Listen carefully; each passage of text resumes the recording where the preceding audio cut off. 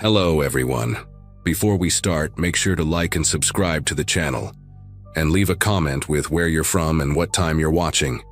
That way, YouTube will keep showing you stories just like this one. Now, let's begin. Teachers never really get weekends off, and that Saturday in October 2023 was no exception. I was hunched over my kitchen table with a mountain of third-grade math tests, my red pen working overtime on problems about apples and oranges that somehow never added up right. At 33, I'd settled into this routine pretty well. Grade papers, prep lessons, repeat. The house was mine, a small two-bedroom place in a quiet neighborhood just outside Portland that I'd bought 3 years earlier with my teacher's salary and a decent down payment from my parents. My coffee had gone stone cold hours ago, and I was still wearing that ratty oversized sweater with the hole in the left elbow, the one I refused to throw away despite my sister's constant complaints.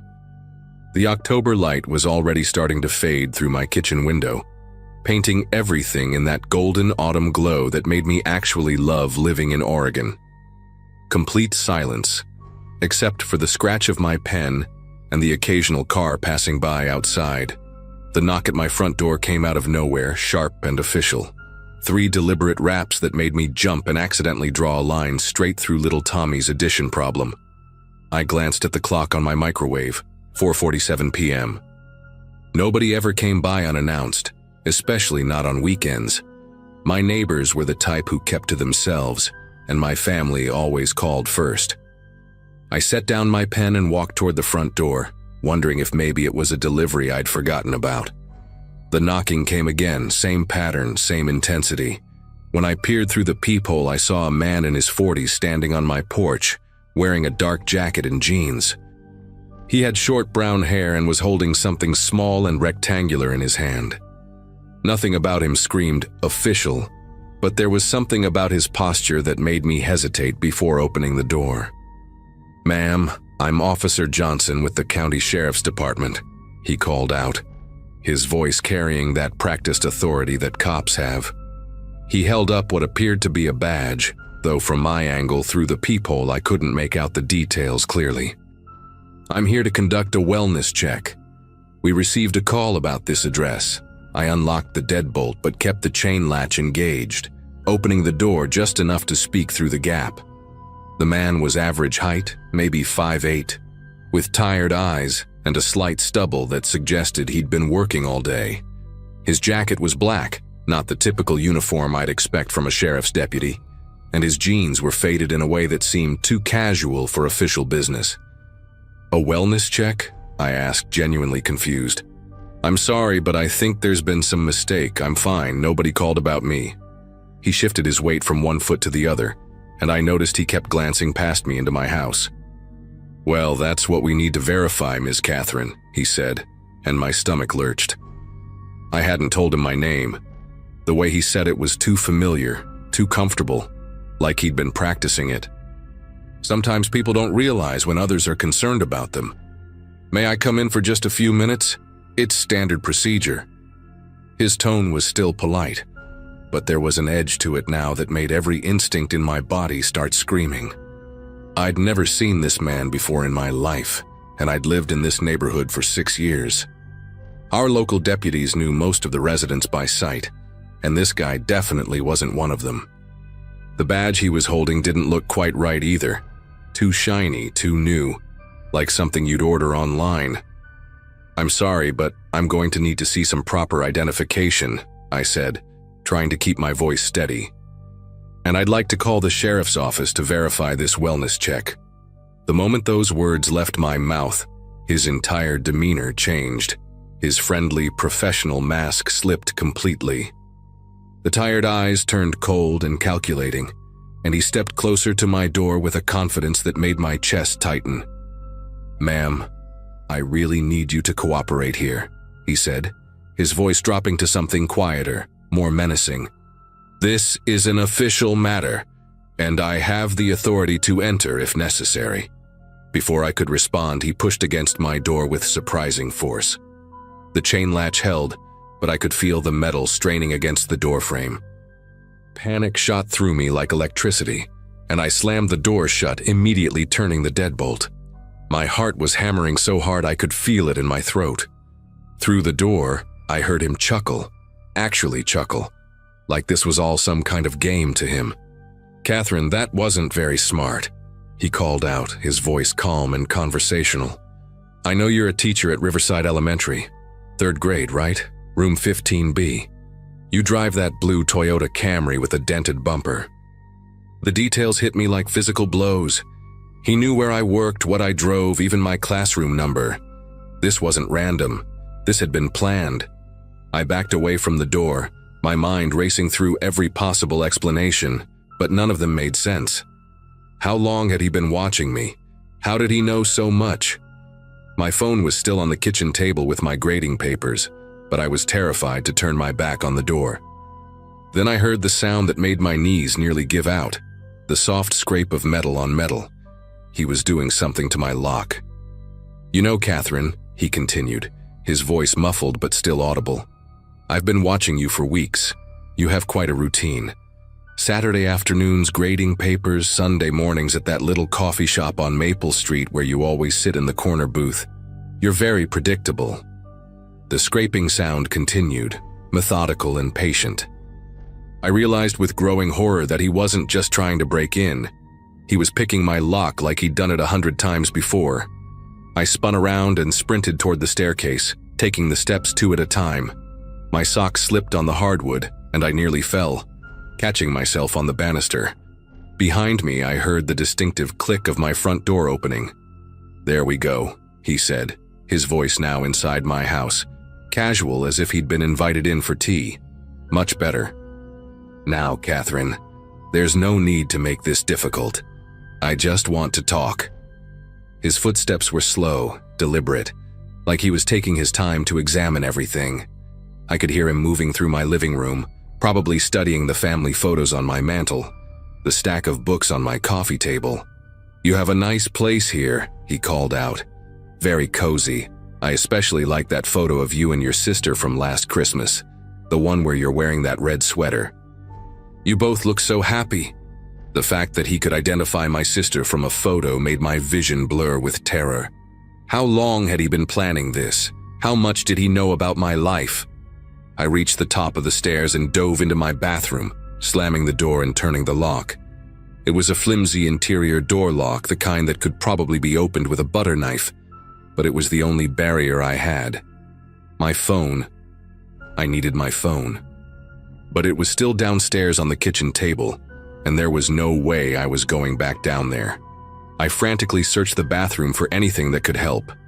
My hands were trembling so badly I could barely grip anything. In the medicine cabinet, I found my old cell phone, the one I kept as a backup. The battery was nearly dead, showing only 8%, but it was enough. I dialed 911 with shaking fingers while sitting on the bathroom floor, pressed against the door. 911, what's your emergency? The dispatcher's voice was calm and professional, a lifeline in the chaos. There's a man in my house, I whispered, barely able to get the words out. He pretended to be a police officer, but he's not. He's been watching me. He knows things about me. Please send help. Downstairs, I could hear him moving around, opening doors, his voice carrying up the stairs. Catherine, I can hear you up there, he called out, his tone still unnaturally calm. I'm not here to hurt you. I just need to ask you some questions about your student, little Ashley Bennett. You remember Ashley, don't you? Blonde hair, always wears those pink sneakers with the sparkles. My entire body went rigid. Ashley was in my class, a sweet 8-year-old who struggled with reading but tried so hard. What did he want with her? I know you stay after school sometimes to help her with her homework, he continued, and I could hear him climbing the stairs now, each footstep deliberate and measured. Her mother works late shifts at the hospital, doesn't she? Ashley walks home alone most days. The dispatcher was asking me questions, but I could barely focus on her words. This man knew my students, knew their routines, knew which ones were vulnerable. Ma'am, officers are en route to your location, the dispatcher said. Stay on the line with me. Can you tell me where you are in the house? I pressed my mouth close to the phone. Upstairs bathroom, He's coming up the stairs. He knows about my students. He was right outside the bathroom door now. I could see the shadow of his feet in the gap beneath the door. Catherine, I know you're in there. And I know you're on the phone with someone. That's okay. We have plenty of time. The doorknob turned slowly, testing the lock. You see, I've been planning this conversation for months. I know everything about you, about your routine, about the kids in your class, especially the ones who walk home alone. His voice dropped to barely above a whisper. The ones whose parents work late, the ones who might not be missed for a few hours. The implications of his words hit me like a physical assault. This wasn't just about me. He was targeting my students, using me to get to them. I'm going to need you to give me some information, Catherine, about Ashley specifically, her address, her schedule, when her mother works. Simple things. The lock on the bathroom door was starting to give way under his manipulation. I could hear the metal components shifting, and I knew I had maybe seconds before he got through. Officers are 2 minutes away, the dispatcher assured me, but 2 minutes felt like a lifetime. The bathroom lock finally gave way with a soft click, and the door swung open. He stood in the doorway, looking down at me with those cold, calculating eyes. Up close, I could see that his badge was obviously fake, a cheap plastic thing that wouldn't fool anyone who looked closely. But what terrified me most was how calm he appeared. Like breaking into houses and terrorizing teachers was just another Tuesday for him. "Hang up the phone, Catherine," he said quietly. "We need to talk privately." I clutched the phone tighter, keeping the dispatcher on the line. "No," I managed to say, my voice barely a whisper. "I'm not hanging up, and I'm not telling you anything about my students." He sighed, like I was being unreasonable. "You're making this harder than it needs to be. I'm not going to hurt you if you just cooperate, but I will get what I came for, one way or another." That's when I heard it, the beautiful, beautiful sound of sirens in the distance, growing louder by the second. His expression changed instantly, the calm mask slipping to reveal something desperate and angry underneath. The sirens were getting closer, and suddenly he wasn't the composed predator anymore. He was just a man who realized his plan was falling apart. "This isn't over, Catherine," he said, backing away from the bathroom door. "I know where you work, where you live, where you shop. I know everything about you." But there was panic in his voice now, and I could hear him running down the stairs, his footsteps heavy and hurried. The front door slammed, and moments later I heard car doors slamming outside, officers shouting commands. I stayed in that bathroom for another 10 minutes, even after the police came inside and called out that it was safe. When I finally came downstairs, there were 4 officers in my living room, and they told me they'd caught him trying to drive away in a stolen car 3 blocks from my house. Turns out his real name was Vincent Walsh, and he had a history of targeting teachers to get information about vulnerable students. The fake badge, the manufactured wellness check, the detailed knowledge of my routine, it was all part of a systematic approach he'd used in 2 other states.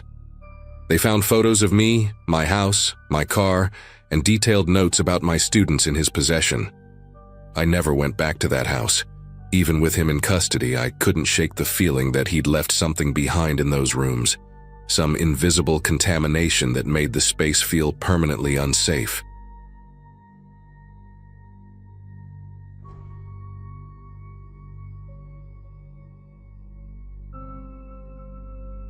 Looking back, I should have trusted my gut from the very first day I saw that van. I was 16 at the time, junior year of high school, living in this quiet suburban neighborhood in Denver with my parents. The kind of place where everyone knew everyone, where kids still rode bikes without helmets and parents didn't lock their doors during the day. I was your typical high school kid, played varsity soccer, had a part-time job at the local pizza place on weekends, spent most of my free time gaming or hanging out with my girlfriend Lisa. Life was pretty normal, predictable even. My daily routine was simple. Catch the bus at 7:15, survive another day of chemistry and algebra, then walk the 3 blocks home around 3:30 p.m. Nothing ever changed in our neighborhood, which is exactly why that white van stood out like a sore thumb from day one. The van started showing up on a Tuesday in late September. I remember because it was the same day we had our first big soccer scrimmage, and I was walking home with my gear bag slung over my shoulder, already planning my afternoon snack attack on the kitchen. That's when I first noticed it. This beat-up white cargo van parked directly across the street from our house, maybe 40 feet from our front door. The thing looked like it belonged to some contractor or maintenance crew, with rust spots along the wheel wells and a dent in the passenger side door that looked like someone had backed into a pole. But what struck me as weird was that it was just sitting there, engine off, no one around. No work trucks, no guys in hard hats, no construction happening anywhere on the block. I shrugged it off that first day, figured someone was visiting the Millers who lived in the house it was parked in front of. But then I saw it again the next day, and the day after that. By the end of the first week, I realized this wasn't some random coincidence. The van appeared like clockwork every single afternoon, always between 3 and 3:30 p.m., right around the time I got home from school. It would sit there for hours, sometimes until after dark, then disappear overnight only to return the next day. The windows were tinted dark enough that I couldn't see inside, but I could tell someone was in there because occasionally I'd catch a glimpse of movement in the driver's seat. Just subtle shifts like someone adjusting their position or maybe checking their phone. The really creepy part was that whoever was inside never got out. Not once. Not to stretch their legs, not to use the bathroom, nothing. They just sat there day after day watching our street. I started timing my walks from the bus stop, and sure enough, the van was always there before I arrived home. What made it even more disturbing was how the driver seemed to know my schedule better than I did. On the days I had soccer practice and got home later, around 5:30 p.m., the van would still be there waiting. When I had early dismissal for teacher conferences and walked home at 2:15 p.m., there it was, parked in the exact same spot. It was like whoever was inside had studied my routine and adjusted their schedule to match mine perfectly. I started paying closer attention to the van's details, memorizing everything I could. The license plate was from Colorado but covered in mud, making it impossible to read the numbers clearly. There was a small crack in the rear window that looked like a spider web, and the left taillight had red tape covering what was probably a broken lens. The more I noticed these details, the more convinced I became that this wasn't just some coincidence or innocent explanation. Someone was definitely watching our house, and more specifically, they were watching me. After 2 weeks of this pattern, I decided to tell my parents about it. Big mistake. When I brought it up during dinner, my dad just laughed and said I was being paranoid, that it was probably just someone who worked nearby and found a convenient parking spot. My mom was a bit more concerned but suggested maybe it was an undercover cop doing surveillance on drug dealers or something equally ridiculous. They both brushed off my concerns like I was some kid with an overactive imagination. The worst part was when my dad said, "Jake, you watch too many crime shows. Not everything is a conspiracy." That stung because I knew what I was seeing was real, and their dismissal made me feel like I was going crazy. I tried explaining how the van's timing perfectly matched my schedule, how the driver never got out, how the windows were too dark to see inside. But they just exchanged those patronizing looks that parents give when they think their teenager is being dramatic. The situation escalated about a week later, when I noticed the van had started showing up on weekends too. Not just during my school schedule anymore, but on Saturday and Sunday afternoons when I was home. This was new, and it made my stomach churn with anxiety. I began testing my theory by changing my routines deliberately. I'd leave through the back door and walk around the block to see if the van would follow me, but it always stayed in the same spot. I started closing my bedroom curtains during the day, which was something I'd never done before because I loved natural light. But the idea that someone might be watching me through my window made my skin crawl. One particularly creepy incident happened on a Thursday when I was walking home from school and decided to stare directly at the van's windshield as I passed by. I couldn't see the driver clearly, but I swear I saw the silhouette of someone's head turn to follow my movement. That night, I barely slept, and I kept checking the window to see if the van was still there in the darkness. The whole thing came to a head on a Friday evening in mid-November. My parents had driven to Boulder to visit my Aunt Linda, who was recovering from surgery, and they wouldn't be back until Sunday afternoon. I was used to being home alone. At 16, I was old enough to handle a weekend by myself, and I actually looked forward to the freedom. I had plans to order pizza, binge watch some Netflix shows, and maybe have my girlfriend Lisa come over on Saturday night. The van had been there when I got home from school that afternoon, same as always. But by the time evening rolled around, it had disappeared like it usually did after dark. I remember feeling relieved, thinking maybe I'd have a peaceful weekend without that constant feeling of being watched. I ordered Chinese takeout around 7 p.m., settled in with my laptop to do some homework, and tried to push all thoughts of the van out of my mind. The house was quiet except for the hum of the refrigerator and the occasional creak of settling wood that old houses make. Around 9:30 p.m., I was sitting at the kitchen table working on a history essay when I heard the first sound. It was subtle, almost like a scraping noise, coming from somewhere toward the back of the house. I paused my typing and listened carefully, but the sound stopped. I figured it was probably just our cat, Whiskers, knocking something over upstairs, so I went back to my homework. But then I heard it again, more distinct this time, a metallic clicking sound, like someone was trying to turn a doorknob or manipulate a lock. The sound was coming from the direction of our backsliding door, which led out to the small patio and backyard. My heart started racing because I knew for certain that I had locked that door earlier in the evening. I always double-checked all the locks when my parents were away, and I distinctly remembered testing the sliding door handle to make sure it was secure. The clicking sound came again, more persistent this time, followed by what sounded like someone gently pushing against the door frame. I slowly closed my laptop and stood up from the kitchen table, trying to move as quietly as possible. The sounds were definitely coming from the sliding door, and they were getting more frequent. What terrified me most was how methodical they sounded. Not like someone trying to break in violently, but like someone who knew exactly what they were doing and was taking their time. I tiptoed toward the back hallway, my socks silent on the hardwood floor, and pressed myself against the wall near the corner where I could listen more clearly. The clicking sounds continued, now accompanied by what sounded like someone testing the door's security bar that we always kept in the track. I could hear the faint scraping of metal against metal as whoever was outside tried to manipulate the lock mechanism. The most bone-chilling part was how patient this person was being. They weren't rushing, weren't making noise that would alert the neighbors, just working steadily and quietly to get inside. I realized with growing horror that this wasn't some random break-in attempt. This was someone who had been watching our house long enough to know that my parents were away and that I was home alone. That's when the unthinkable happened. The sounds stopped coming from outside the sliding door, and instead I heard the unmistakable sound of the door actually opening. But here's the part that still gives me nightmares. The sound wasn't coming from outside trying to get in.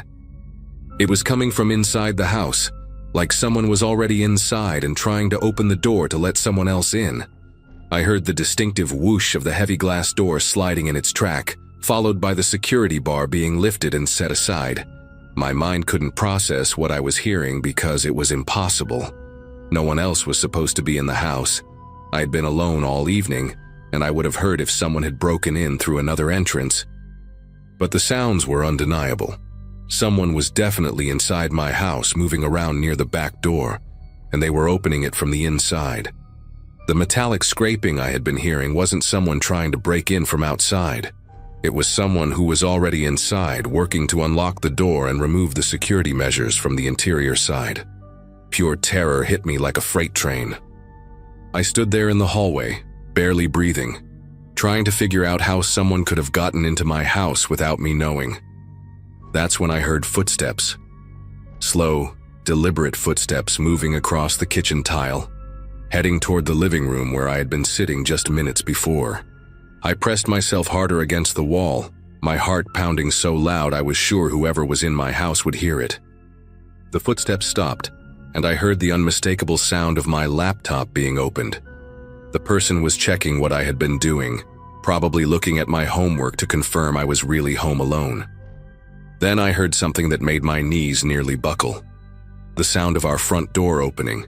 Someone was letting another person into the house. I heard hushed voices, two different people whispering to each other, but I couldn't make out what they were saying. The realization hit me that there were now at least 2 intruders in my house, and they had been coordinating this whole thing. The van, the weeks of surveillance, the timing when my parents were away. This had all been planned. I knew I had to act fast. Still pressed against the wall, I carefully reached into my pocket and pulled out my phone. My hands were trembling so badly I could barely unlock the screen, but I managed to dial 911 without making any sound. When the operator answered, I whispered as quietly as possible, "Someone's in my house. 2 people. I'm hiding. Send help now." I gave her my address and stayed on the line like she instructed. The voices in the living room were getting closer, and I could hear them moving through the house systematically, like they were searching for something or someone. I realized they were looking for me. I made a split-second decision to try to get upstairs to my parents' bedroom, where I could lock the door and have a better view of the street to watch for the police. As I started to move toward the staircase, staying low and moving as silently as possible, I heard one of them say clearly, "Check upstairs. He's got to be around here somewhere." The voice was male, older, and spoke with the kind of confidence that suggested this wasn't his first time doing something like this. I made it to the top of the stairs just as I heard the first police sirens in the distance, still several blocks away, but getting closer. The sirens seemed to spook the intruders because I heard rapid movement downstairs, like they were suddenly in a hurry to leave. I locked myself in my parents' bedroom and watched from their window as 3 police cars pulled up in front of our house, their red and blue lights flashing across the entire street. The officers moved quickly, surrounding the house with their flashlights drawn.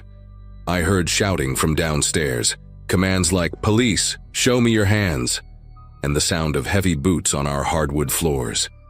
Within minutes, I heard the 911 operator telling me it was safe to come downstairs and identify myself to the officers. When I finally made it back to the living room, I saw 2 men in handcuffs. One was around 40 with greasy brown hair and a scraggly beard. The other was younger, maybe mid-20s, with multiple tattoos covering his arms. Neither of them looked familiar, and they wouldn't make eye contact with me. The older officer, Sergeant Williams, explained that they had caught both men trying to escape through our backyard when the police arrived. They had been hiding in our basement the entire time, waiting for the right moment to make their move. Here's the part that still haunts me to this day. The police investigation revealed that these guys had been casing our house for almost 2 months, not just 3 weeks like I thought. They had somehow gotten into our basement through an old storm cellar entrance that my parents didn't even know was accessible. The entrance was hidden behind some overgrown bushes on the side of our house, and the lock had been broken for who knows how long. They had been coming and going through that entrance, studying our family's routines, learning when we were home and when we weren't. The white van was just their observation post, but their actual base of operations was right under our feet the whole time. The police found sleeping bags, food wrappers, and even photos they had taken of me and my family going about our daily lives. Sergeant Williams told me that if I hadn't called when I did, they probably would have waited until I was asleep and then made their move. The thought of what could have happened still makes me sick to my stomach. The 2 men were part of a larger operation that targeted suburban families, specifically looking for houses with teenagers who might be home alone on weekends. They never told the police exactly what their plan was for me, but based on what the detectives found in their van and in our basement, it wasn't good. My parents came home immediately when the police called them, and we ended up moving to a different neighborhood within 2 months. I never found out what happened to those guys in court because my parents wanted to put the whole thing behind us and move on. But I learned to trust my instincts that day. If something feels wrong, if you notice patterns that don't make sense, don't let anyone tell you you're being paranoid. Sometimes the thing you're afraid of is exactly what you should be afraid of. I still check locks twice, and I still look carefully at any vehicle that stays parked on my street for more than a day. Some experiences change you forever, and this was definitely one of them.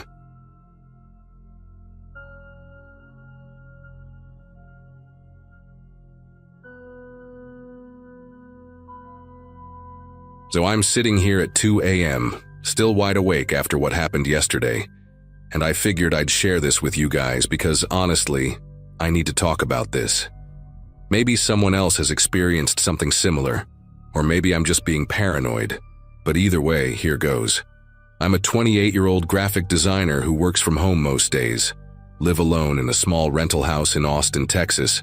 Nothing fancy, just a quiet neighborhood where most people mind their own business. Yesterday was a typical Tuesday in November 2024, overcast and chilly. The kind of day where you're grateful to be inside with a hot cup of coffee. I'd been working on a logo design for hours, completely absorbed in my computer screen, when the doorbell rang around 6:30 p.m. Wasn't expecting anyone, but figured it was probably a package or maybe one of my neighbors. I glanced through the peephole and saw this guy standing there holding what looked like a bag of takeout food. Tall, probably in his 30s, wearing a red baseball cap pulled low and a dark jacket. He had this nervous energy about him, constantly shifting his weight from foot to foot, looking around like he was checking to see if anyone was watching. The weird thing was he wasn't wearing any delivery uniform or anything that would identify him as working for a restaurant. No car in my driveway either, which I thought was strange. Usually delivery drivers park right in front of the house, but I couldn't see any vehicle from my front door. I opened the door just a crack, keeping the chain lock on, and he immediately perked up with this overly friendly smile. "Hey there, got your Chinese food order here," he said, holding up the bag. Problem was, I hadn't ordered any Chinese food, hadn't ordered anything at all that day. "Sorry, but I didn't order anything," I told him through the crack in the door. "You must have the wrong address." His smile faltered for just a second, and I noticed his eyes dart past me like he was trying to see inside my house. "Are you sure? This is 1247 Maple Street, right?" He was correct about my address, which made me pause. Maybe someone had legitimately made a mistake with the order. But when I confirmed it was the right address but insisted I hadn't ordered anything, he didn't seem disappointed or confused like a real delivery driver would be. Instead, he kept standing there, still holding the bag, like he was waiting for something. "Well, maybe it's a surprise from a friend or family member," he suggested, his voice taking on this weird, almost pleading tone. The whole interaction was starting to make me uncomfortable, so I just shook my head and said I was sorry, but I couldn't accept food I hadn't ordered. That's when he finally stepped back from the door. I watched through the peephole as he walked away, but instead of heading to a car, he just disappeared from view. I figured he'd gone to his vehicle parked somewhere I couldn't see, maybe around the corner or something. Went back to my computer, trying to focus on work, but I kept getting distracted by this nagging feeling that something about the whole encounter was off. About 10 minutes later, I heard what sounded like footsteps on my back patio. My house has this wooden deck that creaks whenever someone walks on it, and I know that sound well. I live alone, so any noise back there immediately puts me on alert. I crept to my back door and peered through the blinds, but it was getting dark and I couldn't see much. The footsteps stopped and I convinced myself it was probably just a raccoon or maybe my neighbor's cat. But then I heard the distinct sound of someone testing my back door handle, that metallic click of someone trying to turn it. My heart started racing. That wasn't an animal. I grabbed my phone and opened the app for my doorbell camera, which I'd installed a few months ago after some packages went missing in the neighborhood. The camera has a pretty good view of my front yard and driveway, and I figured if someone was trying to break in, they might have come around to the front first. What I saw made my stomach turn. There he was, the same guy from earlier, the fake delivery driver, standing at the edge of my driveway, just staring at my house. He'd taken off the red baseball cap, and now I could see his face more clearly. He looked focused, determined, like he was studying the layout of my property. As I watched, he started walking slowly around the perimeter of my yard, stopping at each window and cupping his hands against the glass to peer inside. The way he moved was deliberate, methodical, like he'd done this before. He wasn't some confused delivery guy anymore. He was clearly casing my house. I ducked down below my living room window as he approached it, my pulse hammering in my ears. Through the app, I could see him pressing his face against the glass, his breath fogging up the window as he tried to see inside. He stood there for what felt like an eternity, just looking. Then he moved to the next window, and the next. I realized he was checking every single window on the first floor, testing which ones might be unlocked, figuring out the best entry point. The food delivery had been a complete lie. He'd used it as an excuse to see if anyone was home, to get a look at me, to case the joint. When I'd answered the door, he'd gotten the confirmation he needed. A woman, living alone, with no obvious security measures. Now he was back to finish whatever he'd started. I watched him disappear around the side of the house toward my bedroom window, and that's when I knew I had to do something. Calling the police seemed like the obvious choice, but I needed more evidence, more proof of what was happening. I started recording everything on my phone, screenshots of the doorbell camera footage, the timestamp showing when he'd first appeared, his methodical inspection of my property. My bedroom is on the back corner of the house, and I could hear him out there, the sound of his footsteps on the gravel beneath my window. He was being careful, trying to stay quiet, but the small rocks gave him away every time he shifted his weight. I crept to my bedroom and carefully lifted one corner of the blinds. There he was, maybe 3 feet away from me, separated only by a thin pane of glass.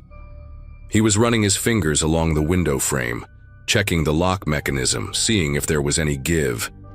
His face was illuminated by the security light from my neighbor's yard, and I could see the concentration in his expression. This wasn't random. He knew exactly what he was looking for. He pulled out his phone and used the flashlight to examine the window latch more closely. That's when I noticed he was wearing gloves now, thin black ones that he definitely hadn't been wearing during the fake delivery attempt. The sight of those gloves made everything click into place. This wasn't just someone casing houses for a future break-in. This was happening right now, tonight.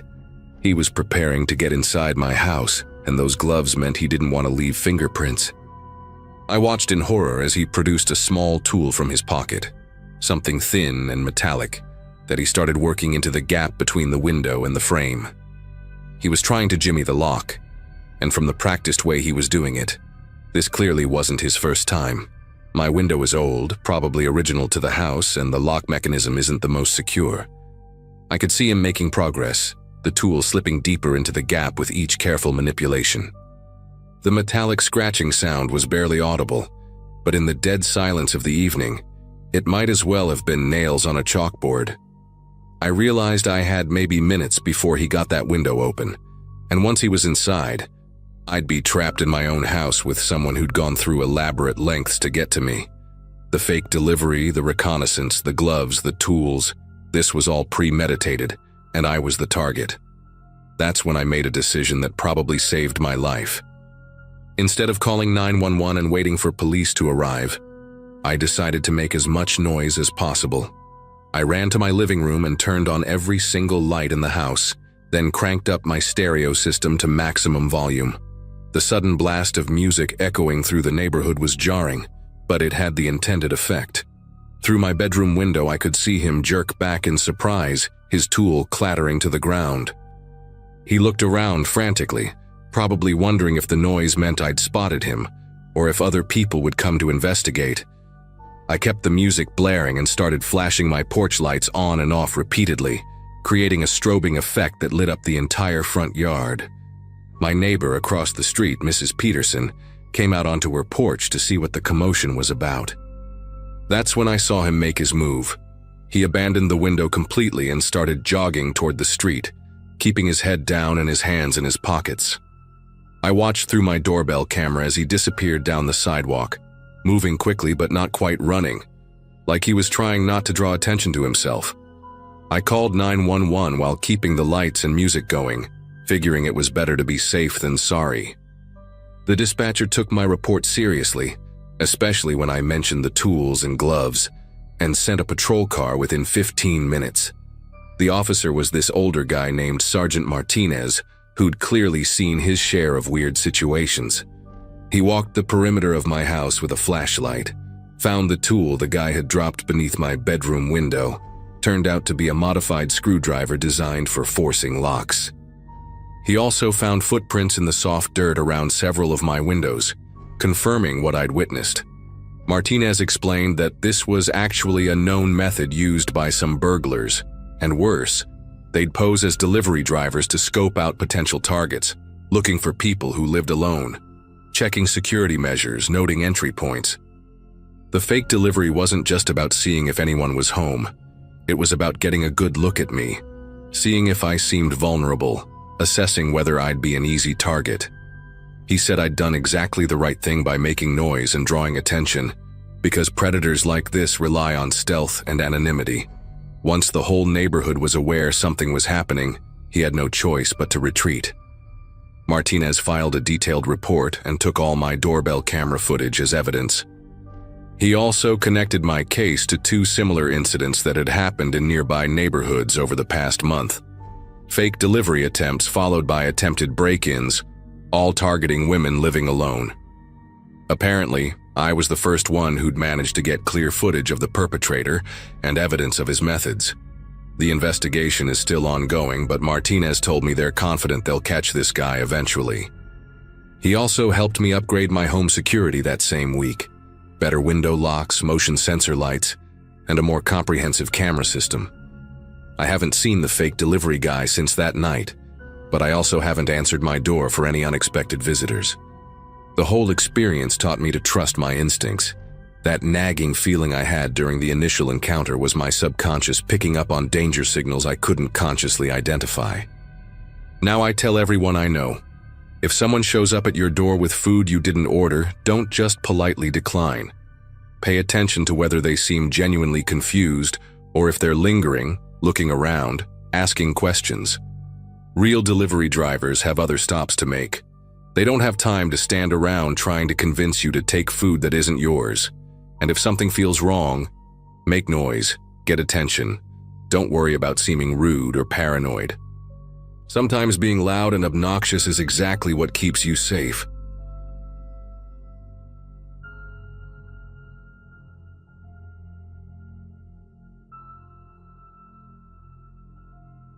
Being 42 and divorced isn't exactly where I thought I'd be at this stage of my life, but here we are. The weekends when I drop off my kids at their mom's house always leave me feeling hollow inside, like there's this weird echo in my chest that won't go away. That particular Friday in March 2019, I'd spent the evening with my 2 boys, Tyler, who's 8, and Sam, who's 10, helping them with homework and making sure they brushed their teeth before bed. Their mom, Janet, was working late again, which meant I got to do the bedtime routine at her place instead of mine. The drive back to my own house felt longer than usual, maybe because I was dreading another weekend alone in that too-quiet ranch house I'd bought after the divorce.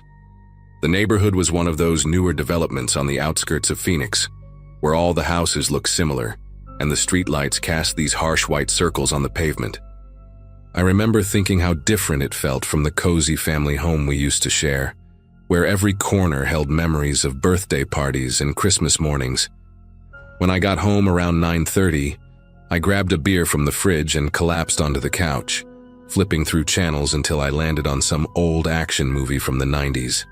The house felt too big and too empty, the way it always did when the kids weren't there to fill it with their laughter and constant chatter. I must have dozed off somewhere during the second act because the next thing I knew, I was being jolted awake by this sudden brightness flooding through the sliding glass door that led to my back patio. My heart was already racing from being startled out of sleep, and it took me a few seconds to realize what had happened. The motion-activated lights outside had kicked on. I glanced at the cable box clock and saw it was 3:14 in the morning, which made me groan because I knew I'd have a crick in my neck from sleeping on the couch. The TV was still on, some infomercial about kitchen knives playing at low volume, and I was about to reach for the remote when I saw him. There was a man standing just outside my back door, perfectly still, facing the glass. He was tall, maybe 6 feet, wearing what looked like a dark jacket or hoodie.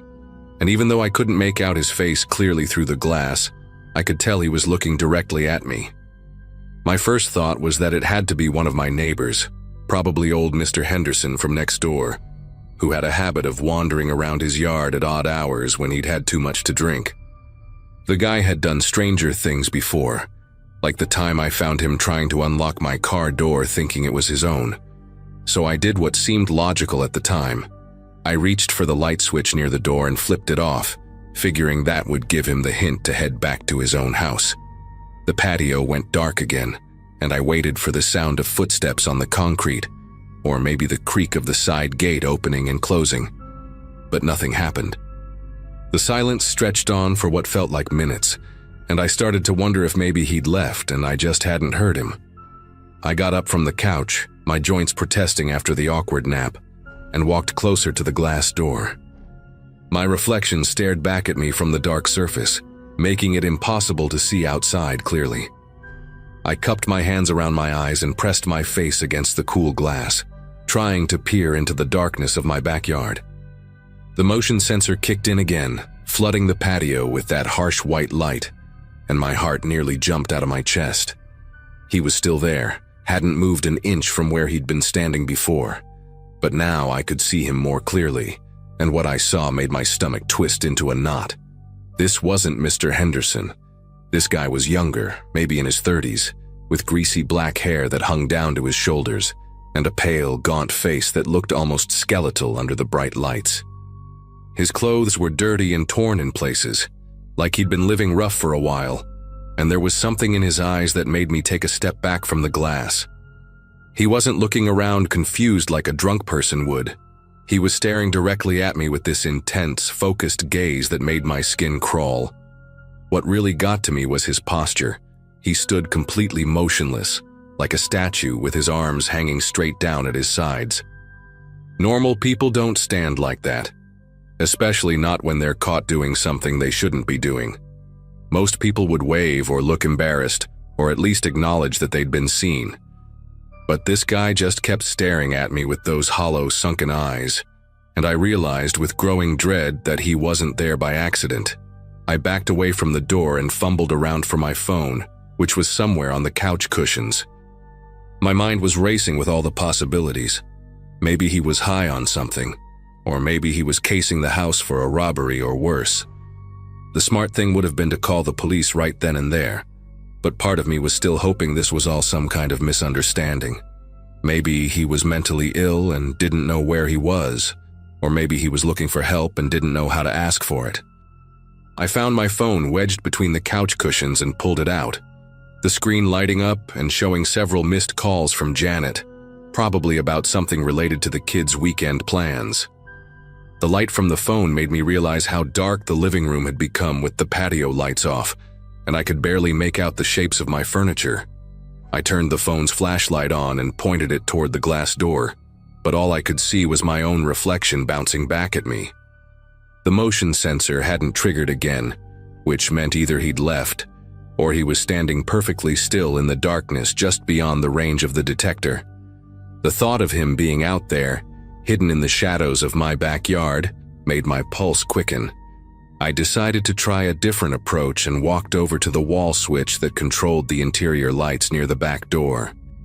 If I turned those on, maybe I could get a better view of what was happening outside without triggering the motion sensor again.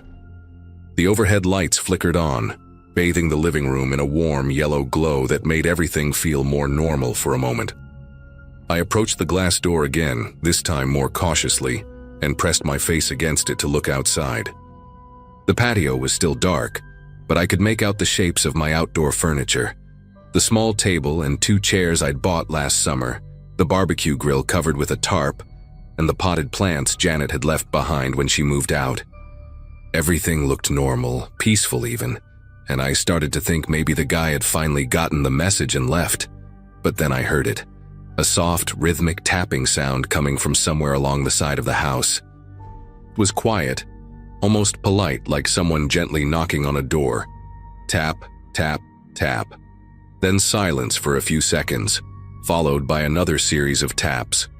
The sound was coming from the direction of my bedroom window, which faced the narrow strip of yard between my house and the neighbor's fence. I stood there in my living room listening to that methodical tapping and felt this creeping realization that whoever was out there wasn't just passing through. He was systematically checking different parts of my house. The tapping would stop for a minute or two, then start up again from what sounded like a slightly different location.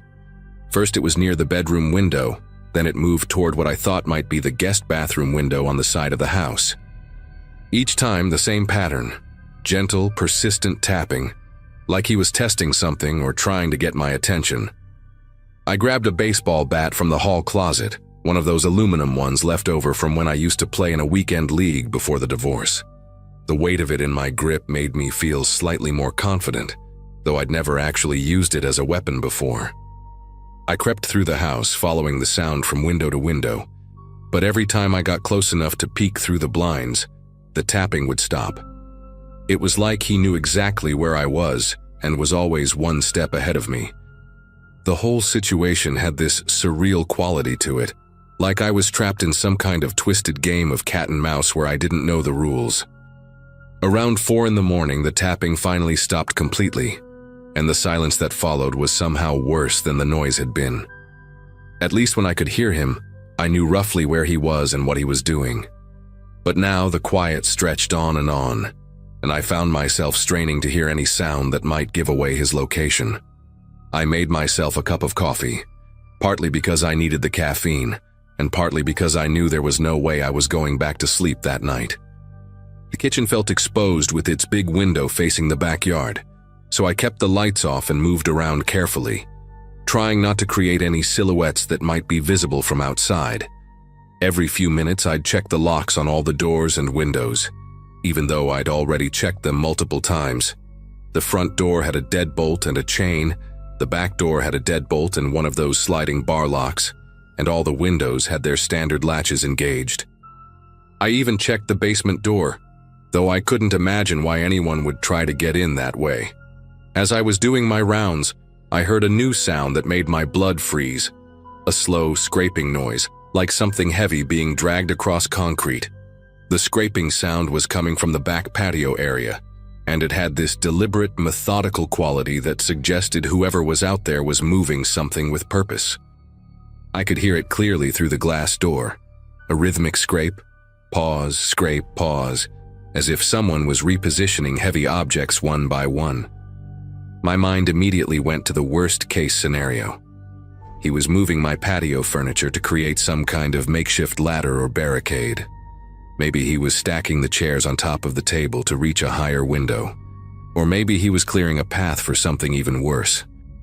The scraping went on for what felt like hours, but was probably only 20 or 30 minutes, and then it stopped as abruptly as it had begun. I stood in my darkened kitchen, gripping the baseball bat so tightly my knuckles ached, and waited for whatever was going to happen next. The silence that followed was pregnant with possibility, and I found myself jumping at every tiny sound.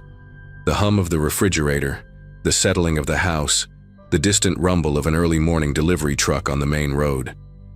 I kept thinking about my kids, grateful they were safe at their mother's house and not here with me dealing with this nightmare. Just as the first hints of dawn were starting to creep through the windows, I heard the most terrifying sound yet, the distinctive click of a door latch being turned. But it wasn't coming from outside. It was coming from inside the house, specifically from the direction of the back door. The sound was unmistakable, the soft metallic click of the deadbolt being slowly, carefully turned from the inside. I knew that sound intimately because I'd heard it thousands of times. It was the sound of someone unlocking my back door, but somehow, impossibly, it was happening from within my own house. My entire body went cold as the implications hit me. Either someone had gotten inside without me knowing it, or there was something fundamentally wrong with my understanding of the situation. I crept toward the back of the house, the bat raised and ready, my heart hammering so hard I was sure it could be heard from outside. The living room was still bathed in that yellow overhead light, and as I approached the glass door, I could see that the deadbolt was indeed unlocked. The little brass thumb turn was in the horizontal position, even though I was absolutely certain I had checked it just an hour earlier and found it securely locked in the vertical position. Standing there staring at that unlocked deadbolt, I felt like reality was slipping away from me.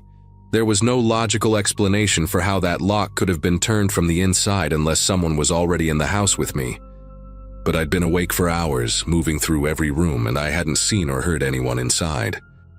The only other possibility was that I was losing my mind, that the stress of the divorce and the loneliness were finally catching up to me in the worst possible way. I approached the door slowly, bat raised, and peered through the glass into the pre-dawn darkness of my backyard. The motion sensor triggered again, flooding the patio with light, and what I saw made my legs nearly give out beneath me. All of my patio furniture had been carefully arranged in a perfect circle around the door. The table, both chairs, even the heavy ceramic planters that I could barely lift by myself. But more disturbing than the arrangement itself was the fact that each piece of furniture had been positioned to face inward toward the glass door, like an audience waiting for a performance. In the center of this bizarre circle, pressed against the glass, was a single muddy handprint that definitely hadn't been there before. That's when I finally called the police. I didn't care anymore if I looked paranoid or crazy. I just wanted someone else to witness what was happening and tell me I wasn't imagining it all. The dispatcher was professional, but I could hear the skepticism in her voice when I tried to explain about the furniture arrangement and the unlocked door. 2 patrol officers arrived about 15 minutes later, and they were surprisingly thorough in their investigation. They walked around the entire perimeter of the house, checked all the windows and doors, and even looked for footprints in the soft dirt around the foundation. Officer Gutierrez, a middle-aged Hispanic woman with kind eyes, told me they'd found evidence that someone had definitely been on my property: disturbed mulch, footprints, and what looked like drag marks on the concrete patio. But here's the thing that still haunts me to this day. When we went back to examine the door together, the deadbolt was locked again. Not just locked, but locked tight, like it had been turned with considerable force. Neither of the officers saw me touch it, and I swear on my children's lives that I never went near that lock after discovering it was open. The muddy handprint was gone too, and the patio furniture was back in its normal positions. Officer Gutierrez suggested I might want to install a security camera system, and I took her advice the very next day. I never saw the strange man again. But sometimes, on quiet nights when the kids are at their mother's house, I still hear that soft, persistent tapping on the windows.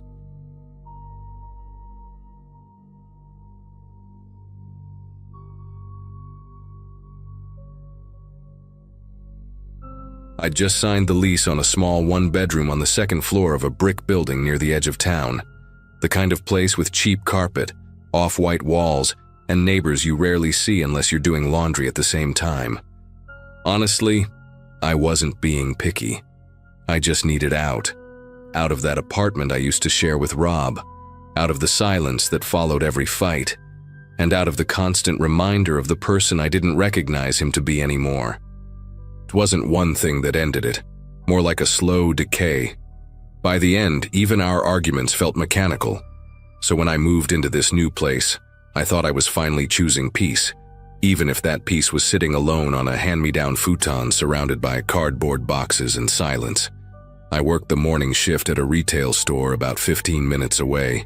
It was nothing glamorous: clothes, hangers, fluorescent lights. But the hours were steady, and I got home before it got dark. I'd usually pick up something from the deli downstairs or throw together pasta while scrolling mindlessly on my phone. The building itself was quiet, sometimes eerily so. The hallway lights flickered now and then, and the guy across from me always left his shoes facing the wrong direction outside his door, which bugged me more than it should have. But for the most part, it was uneventful, until I started getting the texts. They didn't come all at once. The first one I got just said, "You should have kept the red lipstick." No number, just a message from an unknown sender. I figured it was spam or someone trying to be clever. But then, a couple days later, another, "That pizza smelled good last night. Did you save me a slice?" That one hit different. I hadn't posted anything online and I live alone. I stared at my phone for a while, trying to remember if maybe I had told someone about the pizza, maybe in passing at work. But no one would say that in such a weird way. I deleted it, told myself not to freak out, and decided to ignore it. People play dumb pranks doesn't mean anything. By the time the third message came, "You looked so tired in the kitchen this morning," I stopped pretending it was harmless. My kitchen window faces the back alley. There's an overgrown patch of grass, a dumpster, and a rusted fire escape that leads to the side of the building. I'd kept that window cracked for air since the heat in the building made it feel like a sauna, but I hadn't thought anyone could see in from that angle. I slammed it shut and yanked the blinds down so hard they went crooked. I changed my number the next day, blocked the old one, and tried to convince myself that was the end of it. Things were quiet for about a week after I changed my number. I stopped checking the peephole every few minutes, and even cracked the window open again one night because the air inside felt suffocating. I started trying to fall back into some kind of routine. TV before bed, chamomile tea, ignoring the shadows that stretched under the hallway door when someone passed by. Then, during a late shift folding clearance jeans, my phone buzzed. A new number. No name. The message was just one sentence. "I like the blue pajamas better." I remember staring at it with the kind of numb disbelief you get when your brain can't decide whether to panic or laugh.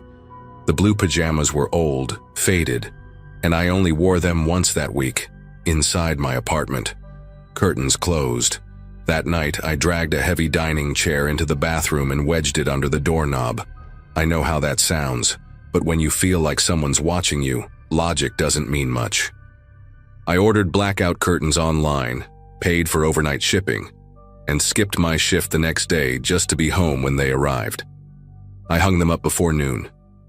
Then I walked through the entire apartment, checking closets, under the sink, behind the water heater. I even pulled the mattress away from the wall like I'd find someone crouched behind it waiting.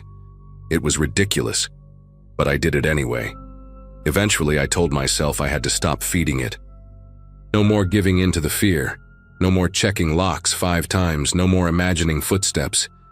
I even said it out loud one night while brushing my teeth, like repeating it would force it to be true. I was staring at myself in the mirror, trying to believe I looked calm, when I noticed something shift behind me. The bathroom window, cracked open just an inch for ventilation, showed a sliver of darkness from the alley behind the building. And in that sliver, something moved, just enough to break the shape of the shadows. A head, a shoulder. It was gone before I could even blink, but I backed away so fast I knocked the toothbrush into the sink and nearly tripped over the trash can. I didn't wait. I called the police. Not 911, I didn't want to sound dramatic, but the non-emergency line. I told the woman on the other end that someone had been watching me through my window. I could hear myself trying to sound reasonable, normal, like someone they'd take seriously. She sent 2 officers within 10 minutes. They walked the alley, checked the window, asked me the usual questions. One of them kept saying things like, "Might have been a raccoon," or "Could have been shadows." But the other guy, older, quiet, asked if I had somewhere I could stay for the night. That was the first time I felt like I wasn't losing my mind. The officers did a full sweep of the building just to be thorough. I stayed outside by the squad car with a blanket over my shoulders, watching their flashlights move across the windows like ghosts pacing inside. It was freezing, but I didn't care. I felt exposed, like whatever had been hiding out there had finally stepped a little too close. 20 minutes later, one of the officers came out with a box, a plain cardboard box sealed with duct tape. He didn't say much at first, just asked if I recognized any of the items. Inside, a black balaclava, gloves, and a roll of duct tape. The gloves looked familiar. Rob had a pair just like that, and I knew that brand of tape. He used it for everything. His initials were written on the inside flap of the box with Sharpie. RD. They found it stashed in the laundry room on the ground floor, tucked behind the water heater in a corner no one used. I hadn't thought of Rob in weeks, not really. After the breakup, he'd texted me a couple of times, Nothing threatening, just vague stuff like, "Hope you're doing okay," or "Miss talking to you." I didn't reply. I'd even blocked his number eventually. But he'd been to that building once. He helped me move in. I guess that was enough. He knew which unit was mine, knew how the windows opened, knew I lived alone. The police didn't arrest him that night, but they did track him down for questioning. Apparently, he denied everything, said he hadn't been near my building since moving day, and that he had no idea how any of that stuff got there. They couldn't prove he'd been trespassing. There were no cameras in the alley, and nothing had technically happened inside my apartment. But after that night, I didn't sleep there again. I packed everything into my car the next morning and went to stay with my sister across town. She didn't ask many questions. I think she saw it in my face. Something had crossed a line I couldn't uncross. A few weeks later, I broke my lease and moved out for good. I haven't heard from him since. I never got another message. I still don't know what he was planning, or how long he'd been watching. But sometimes I think about the box in the laundry room, and how close it was to the stairs that led straight to my floor. I think about how small that gap was in the window, and how easily I'd ignored the feeling that something was wrong, just because I didn't want to sound crazy. I learned to listen to that feeling now, even if it whispers.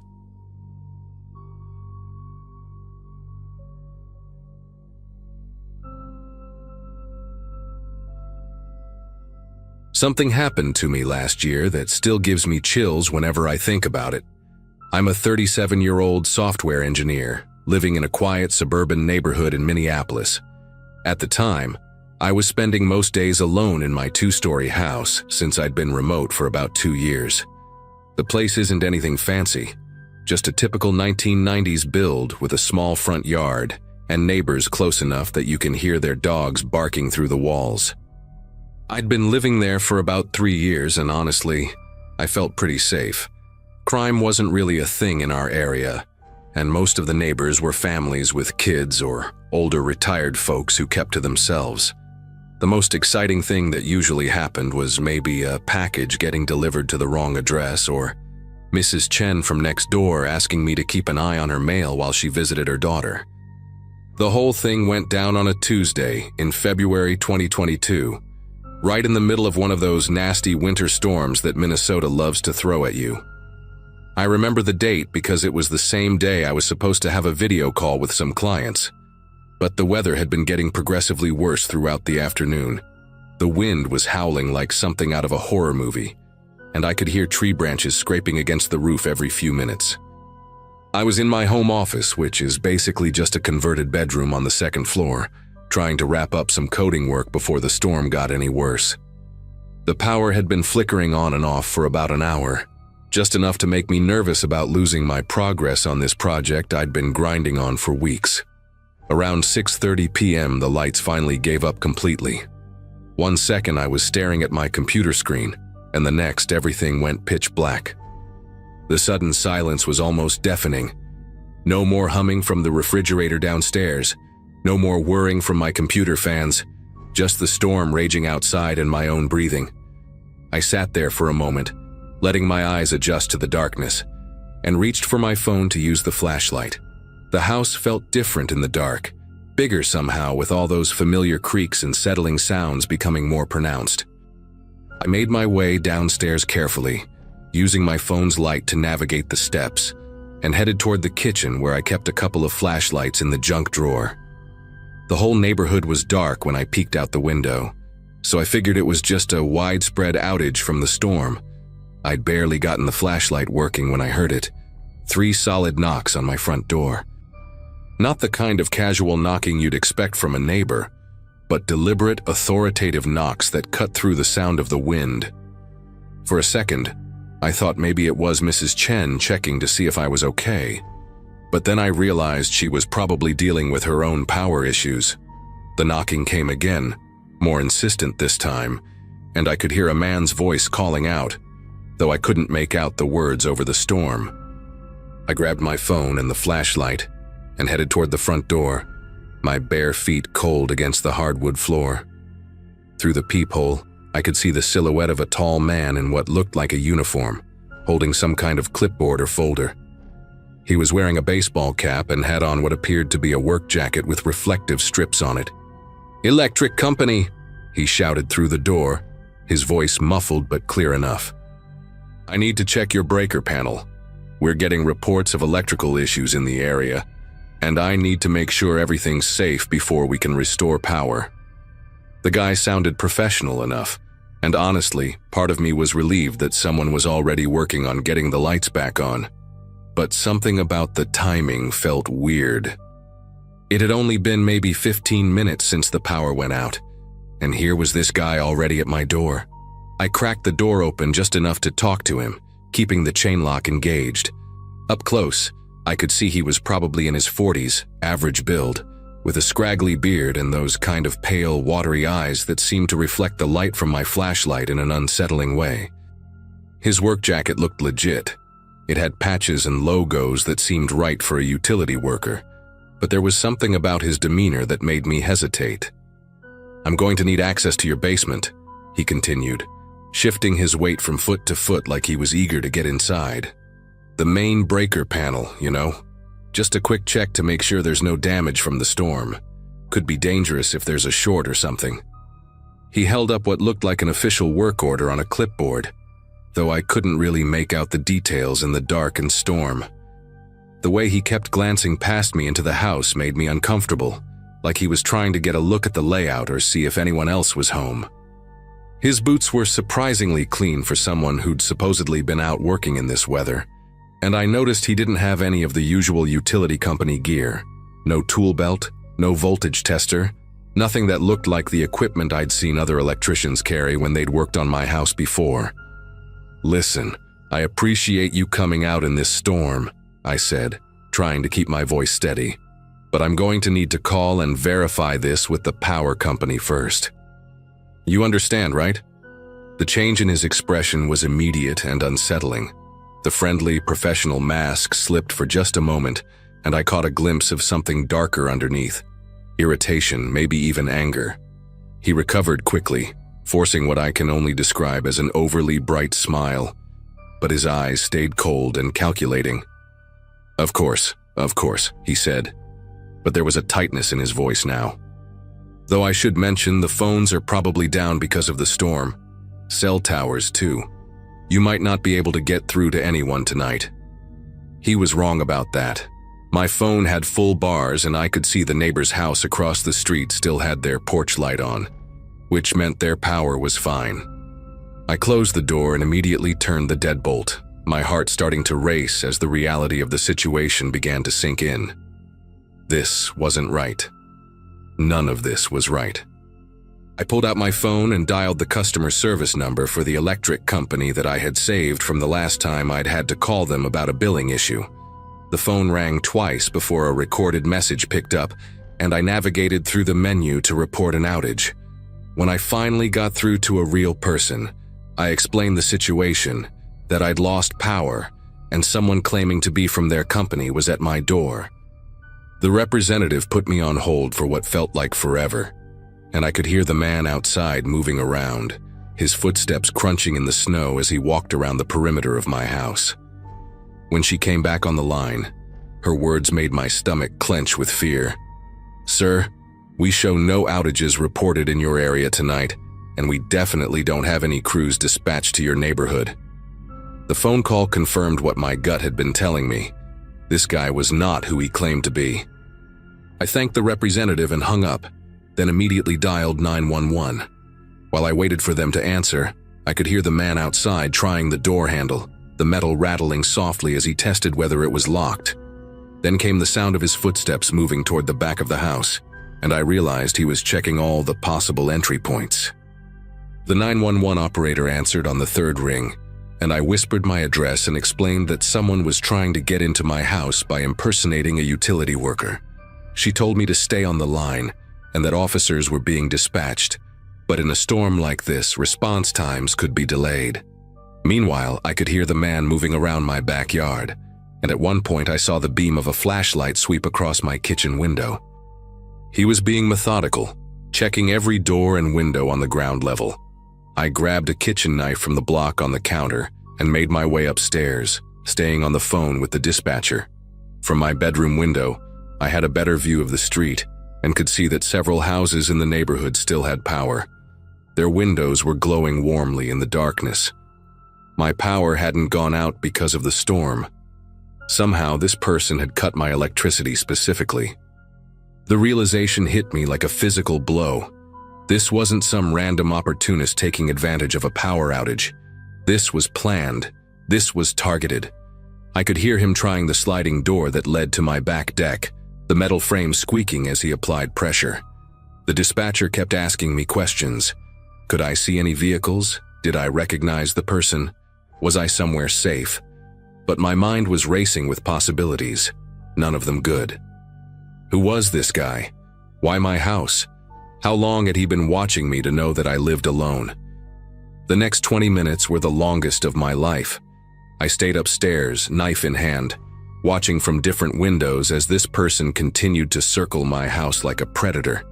At one point, he disappeared completely, and the silence was almost worse than hearing his footsteps. I kept thinking he'd found a way in, that any second I'd hear him coming up the stairs. Then I spotted him near my neighbor's fence, and I realized he was probably trying to figure out if anyone else was around to help me or witness what he was doing. The storm was working in his favor. It was loud enough to mask any sounds he might make, and most people were probably hunkered down inside their own homes. I could see him checking his phone periodically, and at one point he made a call to someone, though I couldn't hear what he was saying. The fact that he wasn't working alone made everything 10 times more terrifying. Finally, I heard the most beautiful sound in the world. Sirens in the distance, getting closer. The man must have heard them too, because suddenly he was moving fast, jogging away from my house toward the street. From my bedroom window, I watched him climb into a dark pickup truck that had been parked about 3 houses down, its lights off. He drove away without turning on his headlights, disappearing into the storm just as 2 police cars turned onto my street. When the officers arrived, they found that my main electrical line had been deliberately cut with wire cutters. A clean, professional job that had killed power to just my house. They also discovered fresh footprints around my entire property and scratches around my back door lock where he'd been trying to force it open. The police filed a report and increased patrols in the area, but they never caught the guy. A week later, I had security cameras installed and changed all my locks. I still don't know who he was or what he wanted, but I'm certain that if I had let him inside that night, I wouldn't be here to tell this story.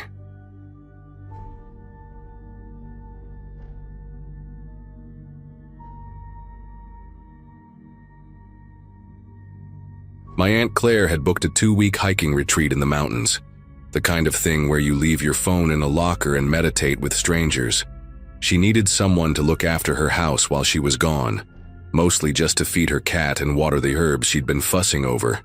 Since I'd just left a toxic job and wasn't in any rush to start another one, I figured some quiet time in a different neighborhood might actually help clear my head. The house wasn't far, just on the edge of a quiet, older suburb, the kind with lopsided mailboxes and porches cluttered with wind chimes and ceramic frogs. It was the 5th day when I first noticed him. I'd just finished rinsing a coffee mug when something out the kitchen window caught my eye. A man stood by the back fence, motionless, about 3 feet from the corner where the wood slats bent toward the alley. He wasn't doing anything, just standing there with his arms hanging awkwardly at his sides like he wasn't sure what to do with them. I couldn't make out his face in the fading light, but he wasn't looking at me. At least I didn't think so. I assumed it was a neighbor, maybe someone taking a shortcut or just zoning out for a moment. Still, I waited for him to move. He didn't. The next evening, just after sunset, I saw him again. Same spot, same posture. That time I turned on the porch light and stepped out with the excuse of checking the herb pots, just to get a better look. The second the screen door clicked shut behind me, he turned around and walked off down the alley. Not fast, not slow. Calm. Like he knew I was watching and didn't care. I went back inside with a weird tightness behind my ribs. Something I told myself was just me overthinking. He hadn't done anything. He hadn't even crossed the fence. The thing is, I didn't say anything to anyone, not even my boyfriend when we FaceTimed later. I didn't want to sound paranoid, but on the 7th night, the power blinked off for about 10 seconds during dinner, just enough to be annoying. When the lights came back, the cat was no longer on the windowsill where he'd been curled up. I found him hiding behind the laundry machine, pupils wide, tail puffed. I laughed it off, telling him he was being dramatic. But as I walked back into the living room, I noticed the sliding back door, which I always kept locked, was slightly open, just 2 inches. No breeze, no creak. Just that quiet, deliberate gap. I stood there, staring at the door, trying to convince myself I'd left it like that. But I couldn't remember doing it. I always checked the locks before bed, a habit from growing up with a mom who triple-checked every window before turning in. Slid it shut, locked it, and walked the perimeter of the house twice. Every door, every window locked. Still, I didn't sleep much that night. Every faint creak of the walls settling made me sit up. At one point, I thought I heard footsteps on the gravel outside, but when I peeked through the blinds, the yard was empty. The next morning, something felt rearranged, not dramatically. Just a few small things. A coffee spoon left in the sink that I was sure I hadn't used. One of my socks missing from the laundry basket. The cat's bowl shifted a foot to the left. All of it was subtle enough to make me question myself, or at least, that's what I kept telling myself. I even made a little joke about it in a voice note to my friend Emily. Maybe Claire's house is just haunted by a really tidy ghost. I didn't mention the man at the fence, or the sliding door.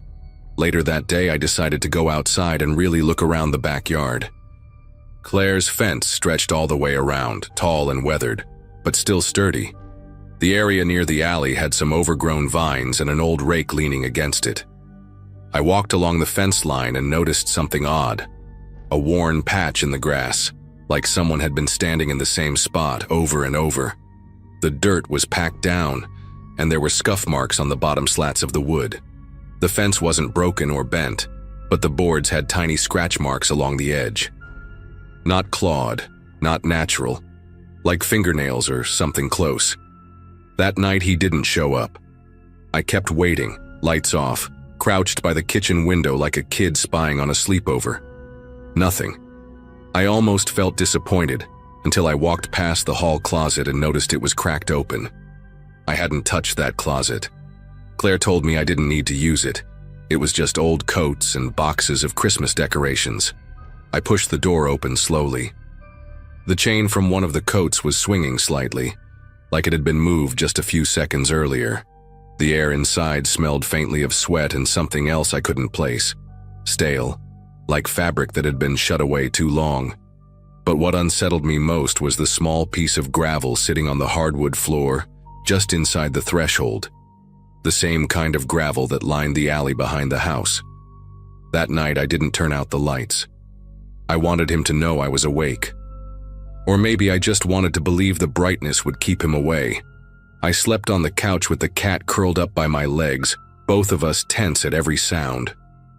Around 3 a.m., I heard the smallest noise, like the soft click of a door settling back into its frame. I didn't move. I barely even breathed. I just stared at the hallway and waited. Nothing followed. No footsteps.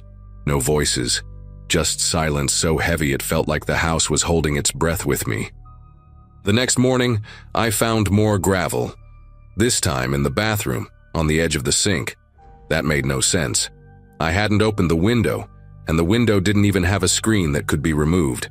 Something else was gone too. My keys. The full set. They weren't in the bowl near the front door where I always left them. I tore the house apart looking, every drawer, under every cushion. Nothing. That's when I really started to panic. Not the cold kind of fear from seeing something weird in the yard. The real kind. The kind that gets under your skin and settles in your spine. Someone had been inside. Someone had taken something. I left that afternoon, packed a bag, locked every door behind me, and drove straight to a friend's place across town. I didn't even leave a note for Claire. I texted her later and said there had been a plumbing issue and I had to cut the house sitting short. I couldn't bring myself to explain what really happened. The truth felt too strange, too fragile.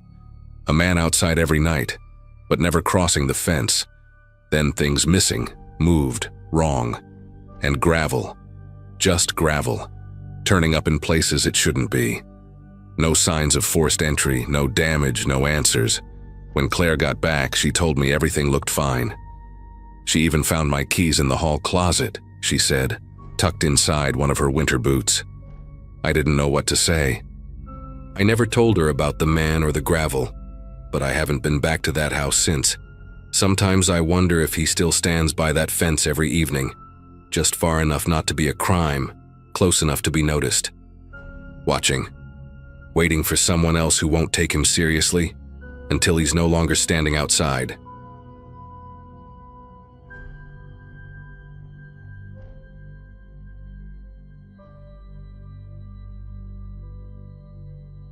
was one of those late afternoons when everything felt just slightly out of rhythm. Not wrong, just unsettled. I'd spent most of the day working from my apartment, editing a set of product mock-ups for a coffee brand in Vermont. Freelance design pays the bills, barely, and I was trying to declutter and make a bit of extra cash. I had this old Lenovo laptop, maybe 4 years outdated but still functional, collecting dust in my closet. I posted it on Craigslist with a few pictures, and within an hour, a guy named Mark responded. Said he was nearby, polite tone, no weird typos or haggle tactics. We agreed he'd swing by around 7 p.m. I live in a one-bedroom place on the bottom floor of a triplex in a small suburb just outside Albany. Quiet neighborhood. My apartment faces the street, and there's a side alley that wraps around to the back.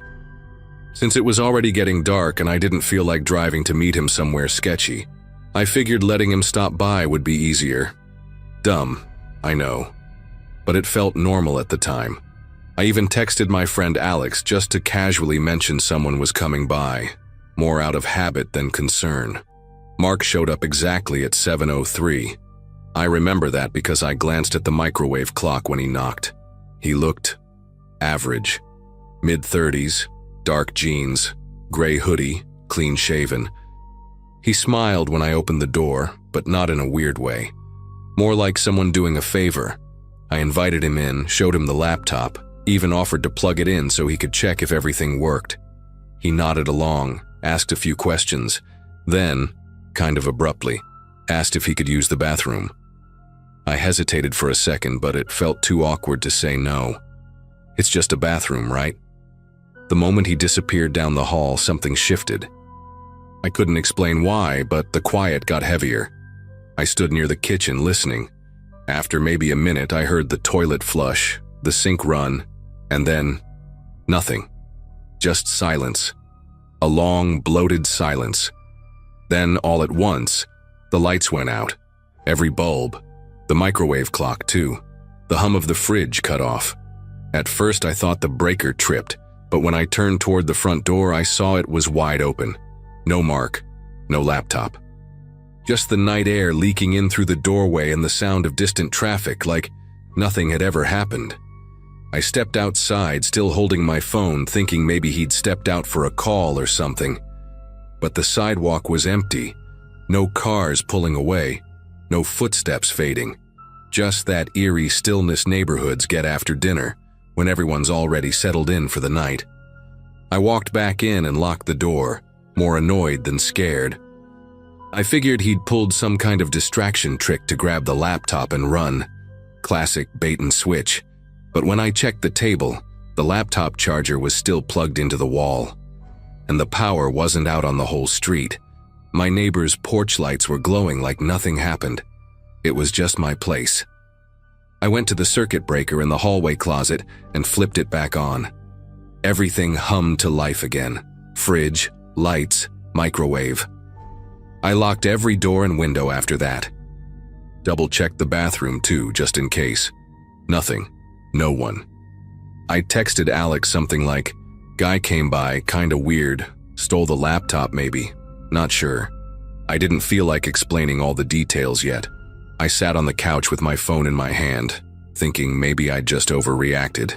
Maybe he panicked. Maybe it was all just some flaky Craigslist dude being flaky. But that night didn't settle. Around 10:40, I heard a noise from the kitchen. Not loud, a small, distinct click, like a cabinet gently shutting. My cat was at my parents' for the week, so it wasn't that. I stood up and walked over, flicking on the kitchen light.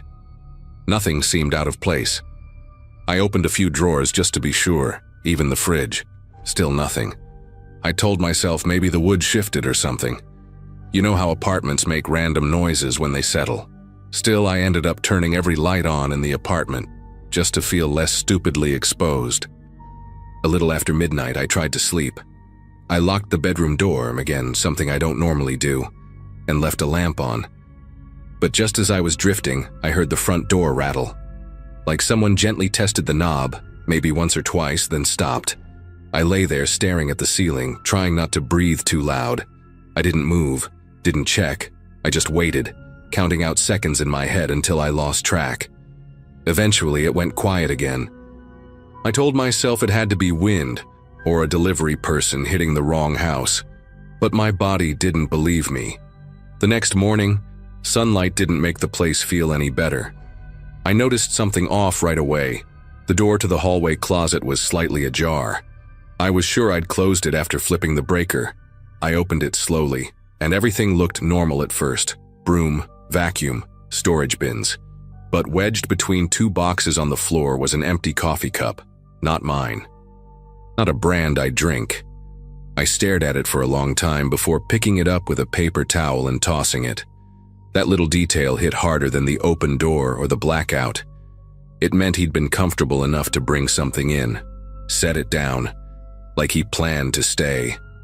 I went back through the apartment methodically, checking the windows, inside the pantry, behind the shower curtain, even under the bed. I didn't find him, but I found other things. In the hallway near the bathroom, the rug had been moved slightly, revealing a phone charger I didn't own. My toothbrush had been placed back in its holder upside down. Small things, but intentional, subtle enough to make me second guess if I was imagining it, and that's when it really hit me. He hadn't run off. He never left. That day I worked from a cafe down the road. I didn't go back home until it was nearly dark again, not because I felt brave, but because I didn't know what else to do. When I got back, the place was just how I left it. No signs of entry. But I couldn't sleep that night. I kept thinking about how the breaker's in a spot you'd only find if you were looking for it, or if you'd seen the layout in advance. I started thinking maybe that guy, Mark or whatever his real name was, had done this before. Maybe it wasn't about the laptop. Maybe it never was. I moved out 2 weeks later. Took a sublet across town with a roommate I didn't know that well, just to not be alone. I changed my number, stopped using Craigslist completely. I never saw him again, never heard anything more. But even now I can't walk into a dark room without wondering if someone's already there, standing perfectly still, waiting.